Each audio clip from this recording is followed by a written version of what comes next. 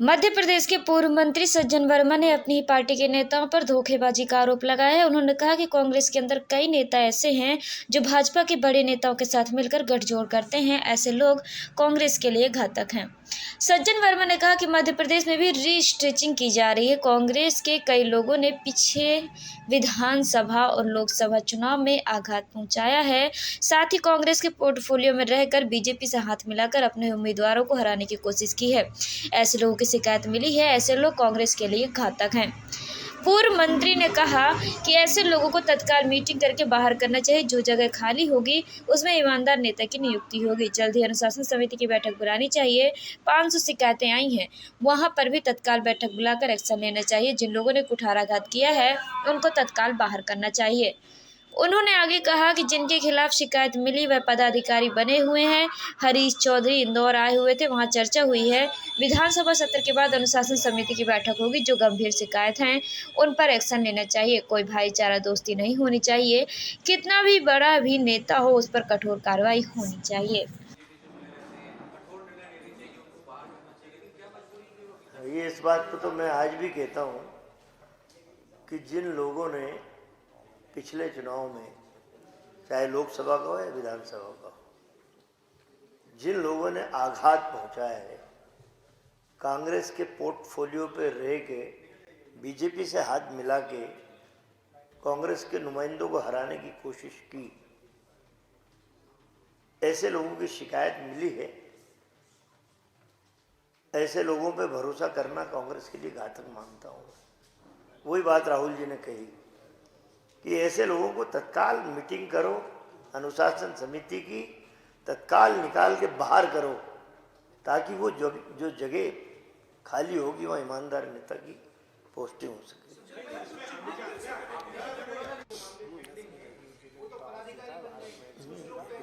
क्या होगा?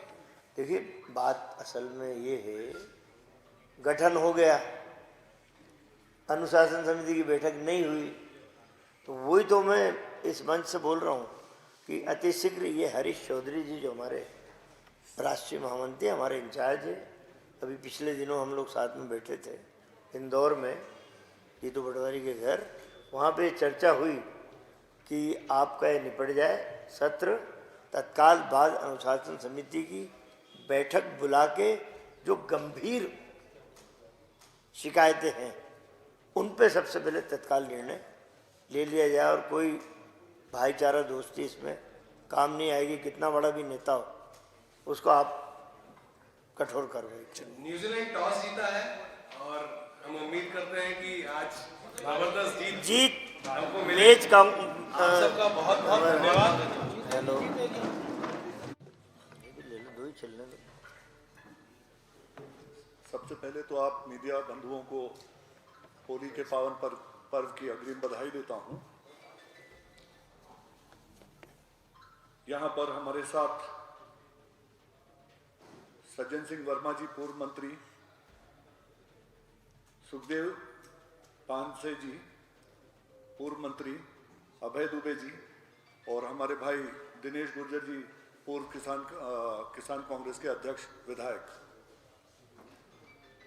राम मोहन बरुआ जी जो हमारे कोऑर्डिनेटर हैं ऑल इंडिया किसान कांग्रेस के, और हमारे सहयोगी राहुल राज जी। आप सबका मैं आभार व्यक्त करना चाहता हूं कि आपने ये मौका दिया हमें यहाँ आने के लिए।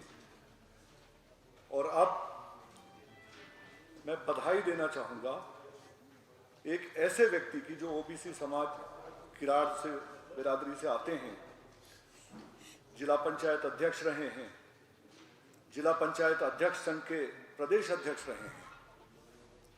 एक सौम्य व्यक्ति, किसान नेता जो किसानों के दर्द को समझते हो, किसानों के बीच से आते हैं, एक ऐसी जगह से आते हैं जहां से आपने यहां पर मुख्यमंत्री बनाया, आज उन्हें आपने राष्ट्र में एग्रीकल्चर मिनिस्टर बना के भेजा है।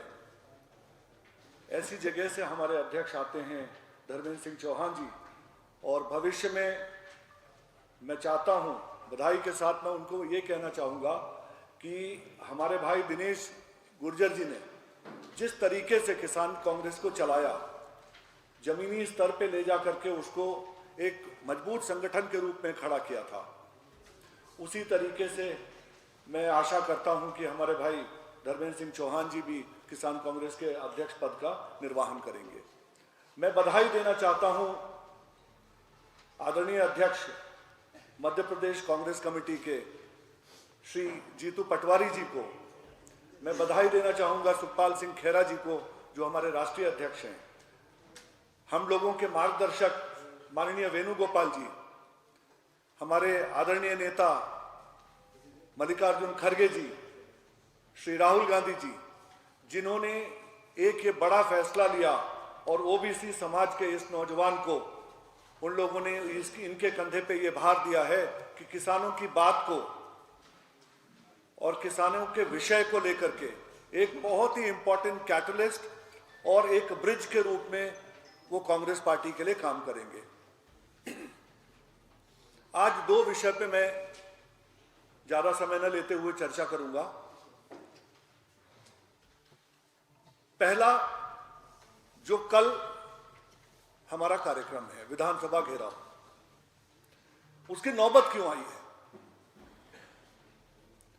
हमारे छोटे भाई धर्मेंद्र सिंह चौहान को बनने के साथ ही ये करना पड़ रहा है, क्योंकि इनसे न तो रुका गया और न इनसे देखा जा रहा है कि किसानों के साथ किस तरीके से अन्याय होता है।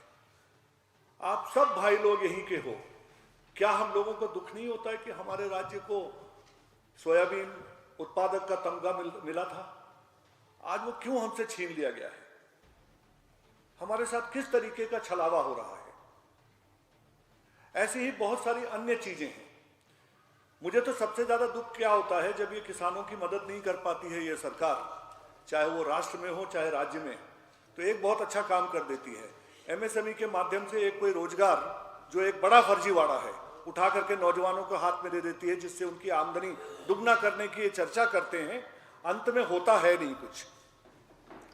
आप क्यों किसान को उसकी किसानी से दूर करने का प्रयास करते हैं? इसका जवाब मेरे को मेरे अनेकों साल के राजनीतिक करियर में नहीं मिल पाया है। क्यों ऐसा कर रहे हैं ये तो भली भांति यही जानते होंगे। और उसी के विरोध में हमारे मध्य प्रदेश किसान कांग्रेस के नवनियुक्त अध्यक्ष भविष्य में पुरजोर लड़ाई लड़ेंगे, और कल जो होगा उसमें हम सब लोग इनके साथ हैं। पूरी कांग्रेस पार्टी इनके साथ है।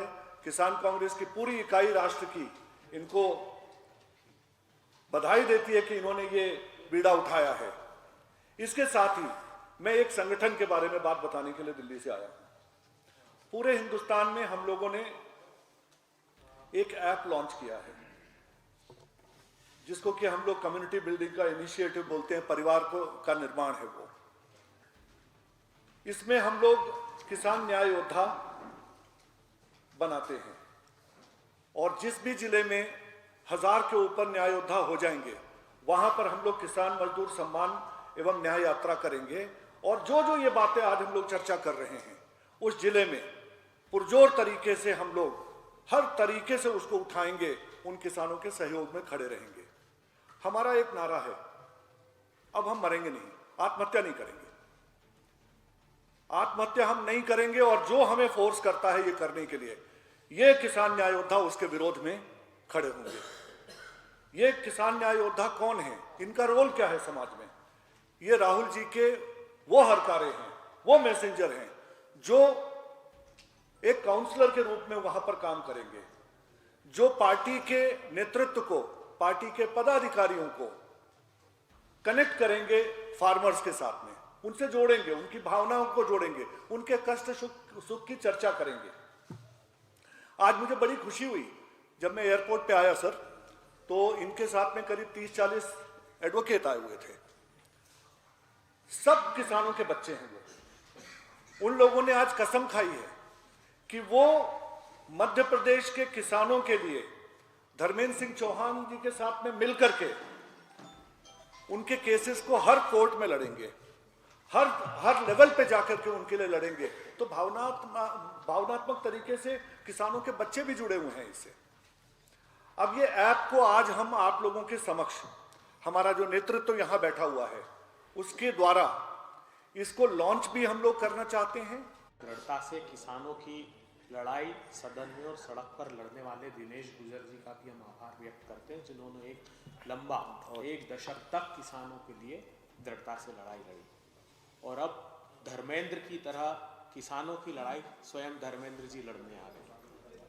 एक ही बात मैं आपसे करना चाहता हूँ, अभी बहुत महत्वपूर्ण बात सज्जन भैया ने की थी, सिर्फ उसी विषय पर मैं प्रकाश डालूंगा। आपने कहा था कि मंडी में कल गेहूं का भाव बहुत अच्छा था। ये commission for agricultural cost and price की जब भी आप रिपोर्ट पढ़ेंगे, वो ये आरोप खुद सरकार पर लगाते हैं कि जब किसानों की फसलें आने वाली होती है तो जानबूझकर सरकार फसलों के प्राइसेस क्रैश कराती है। क्यों कराती है? क्योंकि जब से उनका धन्ना सेठ दोस्त खाने के व्यापार में कूदा है, 2 बहुत महत्वपूर्ण निर्णय सरकार ने लिए हैं जिस पर किसी का ध्यान नहीं है। एक जो लास्ट अमेंडमेंट उन्होंने दिसंबर 24 में किया है, उन्होंने जो स्टॉक लिमिट है होलसेलर्स की और रिटेलर्स की, उसको 75% और 20% गेहूं के लिए रिड्यूस कर दिया और कहा कि 15 दिनों में जितना स्टॉक है वो बाजार में उतार दो। और कल दिनांक तक 30 लाख मैट्रिक टन सरकार ने अपना गेहूं बाजार में बेचा है ताकि प्राइसेस टूट जाए, और वो बेचा है 2325 रुपए की बेस प्राइस पर। टेंडर में ऊपर भाव गए लेकिन बेस प्राइस जान करके कम रखी। सिर्फ इरादा एक है कि ये प्राइसेस टूट जाए। और पार्टिसिपेंट्स कौन है? तो वैल्यू चेन पार्टिसिपेंट्स और फूड प्रोसेसर। ये कौन है साहब हिंदुस्तान में? तो सबसे बड़ा अगर कोई है तो जो इनका सेठ है, जो 1600 करोड़ रुपए रोज कमा रहा है, वो इस व्यापार में कूदा। तब से ये खेल इन लोगों ने चालू कर दिया। इस बार उम्मीद थी कि गेहूं के कीमत किसानों को अच्छी मिलेंगे, तो ये हर संभव कोशिश कर रहे हैं कि वो प्राइजेस को क्रैश करा दें। जो 48 लाख 42 लाख मैट्रिक टन धान इन्होंने खरीदा है 2 सीजन में, अनाउंसमेंट के बाद 3100 रुपये और 2700 रुपये के। आगे प्रदेश अध्यक्ष नेता प्रतिपक्ष हमारे किसान कांग्रेस के पूर्व और नए अध्यक्षगण साथ में प्रेस कॉन्फ्रेंस करके बड़ा खुलासा करेंगे। लेकिन आज मैं शुभकामनाएं देना चाहता हूं और आग्रह करना चाहता हूं कि किसान के विषय को आप प्रमुखता से अपने समाचार पत्रों में स्थान दें। सभी पत्रकार साथियों का इस कांग्रेस भवन में मैं अभिनंदन करता हूं, स्वागत करता हूं और दिल की गहराइयों से कामना करता हूं कि आज जो मैच है इंडिया और न्यूजीलैंड का, तो इंडिया जीते, ऐसी शुभकामना मैं व्यक्त करता हूं अपनी ओर से, ताकि हम सब लोग जब मैच का समापन हो तो खूब एंजॉय करें, जय भारत के नारे लगाएं। साथियों, हमारे सभी आदरणीय नेताओं ने संकल्प लिया है कि एक सशक्त विपक्ष की भूमिका हमें मध्य प्रदेश के साथ साथ संपूर्ण देश में निभाना। धर्मेंद्र सिंह चौहान नए किसान कांग्रेस के मध्य प्रदेश के अध्यक्ष बने हैं, उनको मैं बधाई देता हूं और उनके कार्यकाल सफल रहे इसकी शुभकामनाएं देता हूं। अब मैं देखता हूँ जब भी किसान का मामला आता है तो हम शहर वाले लोग थोड़ा सा लगता है कि कहाँ बात हो रही है, कहाँ किसान, जबकि 60% आबादी किसान की है इस देश में, अन्नदाता है। हम पल बढ़ रहे हैं तो उसके पीछे वो किसान है। तो मुख्य मुद्दा कल विधानसभा घेराव का किसान के सशक्तिकरण का है। किसान कैसे मजबूत हो, सिर्फ शाब्दिक रूप से भाषण दे देने से मोदी जी या मोहन यादव के किसान मजबूत और सशक्त नहीं होगा। अभी दिनेश भाई बड़े गहरे अनुभवी हैं और किसान भी हैं, उन्होंने कुछ बातें बताई। मैं तो मोटी मोटी बात करना चाहता हूँ।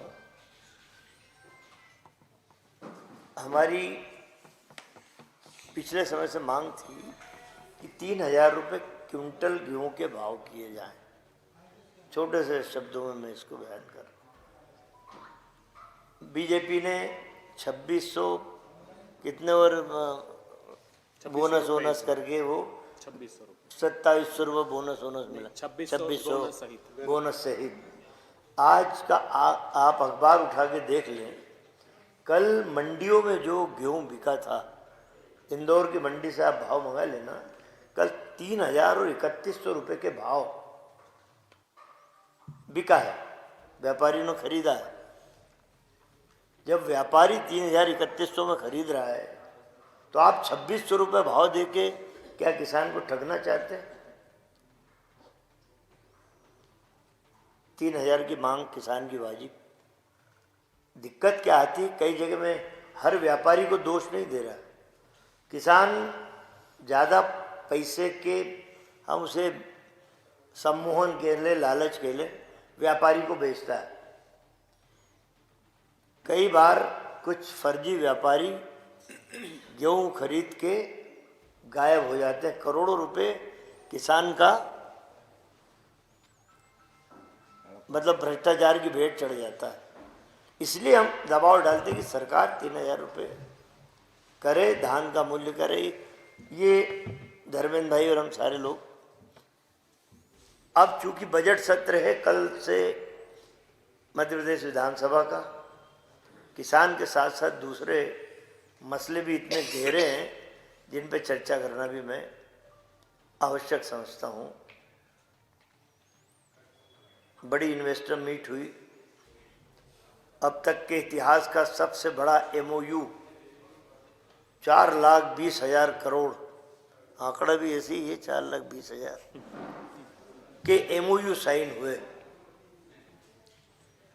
7-8 इन्वेस्टर मीट शिवराज चौहान ने इस प्रदेश में की थी, उनके सारे कुछ जोड़ लो तो लगभग 13.5 लाख करोड़ के MOU हुए थे। उसमें से 5% भी धरातल पे नहीं उतरे। हम इन्वेस्टर मीट की सराहना करते हैं,